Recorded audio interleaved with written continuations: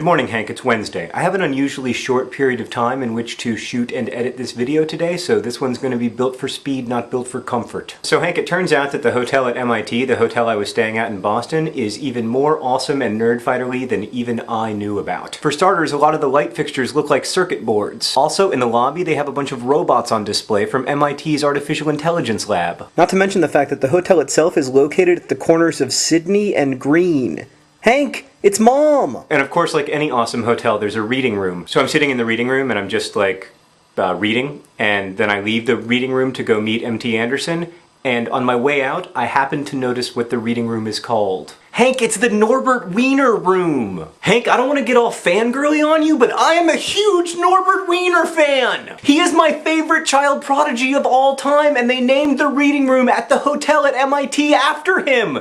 Yes! Nerdfighters! Hank, it might seem like I'm getting a little bit too excited about the whole Norbert Wiener thing, but you have to understand, I really like Norbert Wiener. Hank, I originally became aware of the existence of Norbert Wiener when I was researching my second book, An Abundance of Catherines, shameless plug. And aside from having what is unquestionably the greatest nerd fighter name of all time, it turns out that Norbert Wiener is also made of awesome in many other respects. Hank, the thing about child prodigies is that as impressive as they are intellectually as children, they often don't continue that intellectual growth into adulthood, and in fact, many famous child prodigies end up becoming really miserable solipsistic adults. In fact, when Norbert Wiener was a kid, he was in college at Harvard, and he was at Harvard at the same time as another famous child prodigy named William James Sidis. William James Sidis was even smarter than Norbert Wiener, and everyone was like, man, William James Sidis is gonna be like the most important intellectual figure in the whole history of the United States. I mean, Hank, when the guy was 13, he was lecturing in astrophysics at Harvard. But then when William James Sidis became an adult, he stopped being interested in astrophysics, and he started being really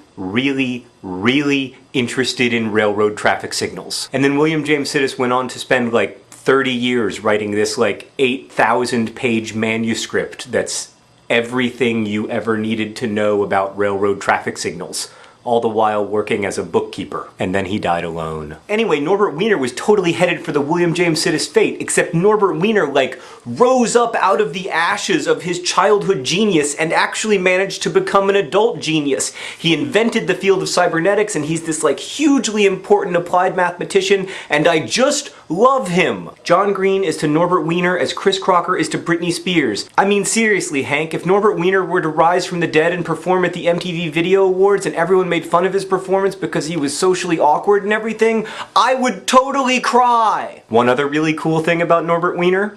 He looked a lot like Colonel Sanders. Speaking of genius, Hank, thanks for sneaking us into the They Might Be Giants concert. They were, as always, awesome. Also, your video yesterday reminded me of all those months when you were in high school when you always spoke with a fake British accent, and you kind of acted like it was your real, regular accent. Hank, I'll see you tomorrow. P.S. A quick memo to nerdfighters in or around Richmond, Virginia. If the good Lord's willing and the creek don't rise, I'll see you tomorrow at 7 p.m. at the University of Richmond, where I'll be speaking.